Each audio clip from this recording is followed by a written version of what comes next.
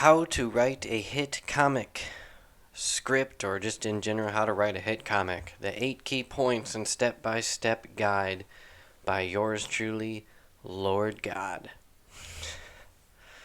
I'm just kidding. So, if you want to know the key aspects required to create a hit comic series, then you're at the right place. I'm Lord Max, a best selling comic creator and international film producer, and I make videos that help you make money in the same ways I do, with creator owned comics and indie feature films. I'm gonna backtrack on that. So, I like to give myself credibility at the start of the videos, but in this case, I'm going to downplay it for clarity. So, although I'm a best selling comic creator, I'm a bestseller in a relatively small pond of indies, not the mainstream big dogs. I've also only had one web comic series and 2 direct market series that I've completed thus far, and one of them hasn't even released yet, so it could just flop. Point being, I don't want to act like I'm a genius or that I know how to write hit comics. I've done well, but that only says so much. It's kind of like I got lucky twice, maybe, and there's reason for it. That's why I'll go over this. But this video, I'm pulling from true legends. It's not just like this is my experience because I know exactly what I'm doing. And then I'm going to make other videos that highlights all my mistakes I've made in this past, especially with my own writing. Nonetheless, uh, a lot of this guidance comes from people like Alan Moore. So if that's someone you respect, you can stay paying attention. Let's just jump in. Number 1, you need to study basic story structure. If you haven't already, you'll want to pick up some books on the hero's journey or the anatomy of story. That's the title of the book, The Anatomy of Story. Or for movies, there's one called Save the Cat, which in general, although it's meant for the pacing of films, it's still an important read for storytelling, I feel. These books teach you how essentially all stories are the same, following the same structure. Not in a general sense, but in a very scientific story science, scene by scene, moment by moment kind of, almost if you just laid them out on a timeline, what by minute 10 what's supposed to happen, things like that. What's supposed to happen in the scene, what kind of a sentence should start it, or what's everything that goes into it. These can be explained, and there's a reason behind the films that and structures and comics that work. There's a reason for that, and even if the author and creators don't realize it, they're following a structure that is known. The things we learned in grade school, like rising and falling action and climax, those are like learning the alphabet, and these books, they're going to teach you how to actually read and write. Number 2 is study basic storytelling chemistry. You need to understand that stories are like drugs, and they release the same hormones and neurotransmitters that are released when we take drugs. What I'm talking about are, I'm probably saying these wrong, but like serotonin, dopamine, oxytocin, vasopressin, endorphins. So what I mean by, stories release these. There's certain actions that you can take when telling a story that release these endorphins that make us feel relaxed or make us feel intrigued.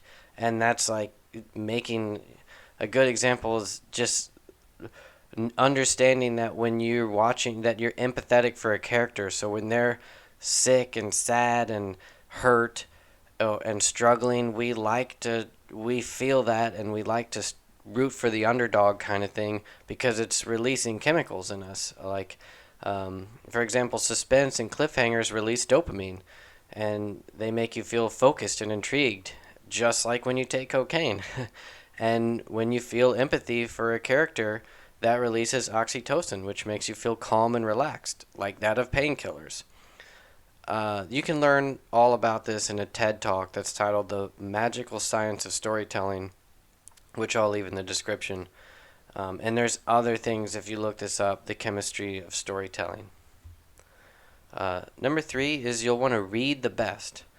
That means literally reading the best comics, and in a sense, you're gonna steal from the best comics. And much like watching a movie and then trying to pretend you're the writer of it and write it out, like script out the movie as you watch it, line by line, scene by scene. Same thing when you're reading a comic. As you're reading it, write down panel by panel what is happening there, so you can get the feel for the pacing of what a really good script is supposed to look like. Um, in addition to actually reading the best and copying the best, you'll want to read some of the best books by some of the best creators on how to write comics. And probably the best the two that I treat as gospel, is one is by Alan Moore. It's called Writing for Comics. It gets into the nitty gritty of writing comic books, and much like those others, it's very in depth and in detail. And if this film does anything as for teaching you how to write a hit, this is just like the prequel for what is to come from the detail of those books. I'm just telling you, if you really want to know, read these books. The second book is called Manga in Theory and Practice. It's by Hirohiko Araki. I'm probably saying his name wrong. He's the creator of JoJo's Bizarre Adventure. But those two books are must-reads if you're in this industry, and especially if you're trying to write a hit. They tell you almost step by step how to do it. I don't know if you're trying to know and you haven't read those. I have, and even knowing everything, it's like it's hard to do. It's not like there's magic. It's not like follow this step. Step 1, hire Jimmy Smith. Step 2, draw circles more than squares. It's not quite like that, although it gets really close. It will be things like you need to understand on your cover that, people are what people get, those are what we are attracted to, is emotions and people. People are going to be like, you don't showcase that in your books. The number 4 is understand page numbers and length. Typically 22 pages per issue, 4 to 6 issues per volume. I say 4 to 6. I wrote mine for 3, but that's short. One of mine. A graphic novel is usually 100 to 200 pages, and that's usually 4 to 6, 4 maybe 7 volumes. I might just be making all this up. 4 to 7 panels per page, 1 to 2 splash pages. A splash page is like a full page, and a double page spread is when it's like 2 pages of all one big image. So understand what those are and how many that usually are in a typical issue. And I think I said a typical issue is 22 pages. I think it's between 20 and 32 is the average, and most of the time it's 22 to 24. The number 5 is formatting the script. Although this is probably the least important of all aspects, it's really important to be professional with the artist. So if you want to look up exactly how to do this, you can go to the specifics through Dark Horse's website. They literally have the Dark Horse script format guide on Google that you can look up, or their website, I believe. Unlike writing screenplays, which are formatted to equal roughly 1 minute of screen time per page, comic scripts, it doesn't matter how many words are on your script, because you specify exactly how many panels are on the page, which vary in length. And the amount of panels on a page determine the pacing. More panels read slower, less panels reads faster. The key is that you must write page by page, panel by panel, describing each panel as a single action and detailing exactly what's to be shown, highlighted, and spoken in each panel. And you can leave notes for the artist that say things like the specific panel numbers can change if needed. Sometimes an artist will notice aspects to highlight and feel the need to increase the number of panels or to decrease them depending on the primary focus of the page, because we write thinking about the full page. You'll have to understand when does a panel flip to a next page, because you're thinking as a whole of, does it end on a cliffhanger on this panel, which leads to a page flip, and on the other page, Where's the panel is it going to be a page flip into a full pager? Like all those details, you're the writer has to determine. But you can leave a little bit of creativity to both sides to figure some of that out, but you have to specify that with the artist. Number 6 is what often gets missed, I feel like, by new writers. I'm one of those people. Even might not. I still consider myself a new writer, although I'm somewhat experienced, but I still fail to do this, and that's what we call mainstream appeal. Because we tend to write what comes to our head, and we tend to think that's the greatest idea ever, and it might not have mainstream appeal. So what is that? The number one thing I feel is, can a series easily become ongoing? Uh, when all is said and done, and it says the end, is there a character that can continue? Are we gonna want to see a sequel? Is it end as if it's the end of season one, and then that there can be a season two, or is it just kind of come to a close? I will write a whole video on how I've failed to do this. I've killed off my main characters in more than one of my series. Um, I've haven't made clear characters to be the leads. I've done everything wrong. So just step one is just, can the series easily become ongoing? Because that's what comic shops especially want. They want to know, I'm going to keep selling this series, and that's what readers want. They want to be like, I can just keep filling my, like the drugs. Like, I get to keep taking this drug every month, a new one every time. I'm invested in these characters. They're going crazy. They're falling in love, whatever. They're face planting. The next one is the main character or setting unique with clear defining characteristics? Superheroes make this easy. He wears a blue cape and he shoots blue laser beams from his eyes. That's easy to show. But without superhero characteristics, writing a memorable and unique character can be somewhat hard. Although it's common to write stories about an average Joe or a loner teen, that's hard to make unique, which leads to my next point, that they need to be high concept. And what is high concept? This is where a normal character is given their uniqueness. Not only that, but the unique aspect that makes them strange also has to counteract the same personality trait that makes them normal. Another way of saying this is that everything has to be tight and concise, and like rubber bands, everything plays off of each other. So it's one of those where, he whatever makes them normal, the thing that brings them into this crazy world, they have to counteract each other. That's why you see so many things that are like, the hook is he's hunting down a serial killer, but the twist is that the serial killer is his long lost dad, and the character is weird because he's never had a dad. So now him investigating this thing is like filling that need, and then it's even crazier that the killer is his dad, or just like that kind of thing where everything's like, that seems like the hook, but that everything you'll find that's written well has this kind of thing where everything plays off of each other, and it's like a counterbalance. It, I probably didn't explain that very well, so I gave myself a bad example. Another one. So here's an example of high concept if you're not doing it by characters. You can do it with the setting, and that would be, it's a normal town. But every night the trees turn into monsters. And the book is called Tree Monster Town. That's high concept. You can see it on the title and the front cover, and it's like, it's a normal town, but every night the trees start eating one person or something like that. It's easy to see and understand. It falls into clear genre. You can see it with the poster.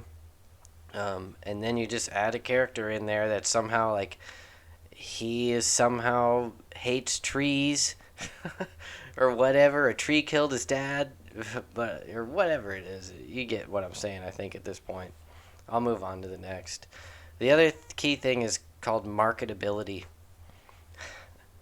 And this, similar to high concept, it's easily is it easily defined by genre and title? You can write a bad story and still sell well because you wrote in a genre that people enjoy regardless of what the story's like. A good example is horror. Um, the chemicals that are released in a good horror story are fairly simple, and we often don't need deep mysteries to keep them going. Just a good hook, and just every 9 minutes, another death or another twist or whatever it is. That's not to underplay horror. In fact, to write great horror is probably a greater feat than writing romance or mystery. Or I guess I'm sure they're all equal, but you want to look at what sells, and you want to look at what has its own audience already. That's not just a broad audience, but a very specific niche audience. Um, that and you want to hit that market, focus on that market, see what else releases in that market, and sort of mimic what is working. And a lot of times this comes with titles and covers and good SEO. This is why long titles are helpful because they can be memorable, and they, since they're so unique, they pop up at the top of search engines. And I make a whole nother video on this understanding. But in addition to good SEO, you want to follow sort of the trends that are already working so that they're familiar to that market that you're trying to sell to, and you're not trying to be totally, you might think you're being so original that you just miss your market because they didn't expect to, it's just not what they're used to. Number 8, the final one I'm going to go over, is uniqueness. This isn't just like, is my story original, but it's about the whole artistic aspect of it. Literally, the art and the artist. Is the artist known for being stylized? Or is it just, do they have a general comic style like we've all seen since the 90s and older? Do they have a very unique, if it's not the artist themselves that's unique, are they doing things in an unusual way? Are they incorporating photorealism, or is it more of a manga manga hybrid, or is it 3D or something like that? Um, and are you going to leave everything up to the artist, or are you going to specify exactly what you're going for? Sometimes, you write something and then you're like, this artist would be a good fit. Other times, you are writing how you want the artwork to be by an artist that can do multiple styles and not necessarily an artist that is known for their style. Um, and there's examples of this that I'm not going to go too far into. One that was a good example, and immediately I saw it and was just like, that's going to be the bestseller of the year, or one of them. And that was the book. I didn't even write the title of it, but it's by Zoe Thorogood. I think it was called. Oh man, it was a longer title. Dang, how did I forget it? Um, it's Lonely at the Center of the Earth, I think, or yeah, it's something that I think it's called. I'm Lonely at the Center of the Earth, or It's Lonely at the Center of the Earth, and immediately you're like, oh man, the artwork is unique. It has a sort of like avant-garde style to it. It's different colors, splashes, almost like poetry throughout it. It's in uh, kind of everything about it visually is unique, and that immediately, and it draws your eyes almost immediately with both the title and the cover, and then you open up the pages and you're like, dang, everything is, it's not like you've really seen before, yet it's familiar enough that it's not like just too wacky. To me, I was like, that's a perfect example of like both marketability and uniqueness, and virtually everything else too. But definitely in those two aspects. Um, I think that covers it all. Now you're done. You figured it out. Now you can just start slinging them out. Ah, If any of that was good, like and subscribe. See ya.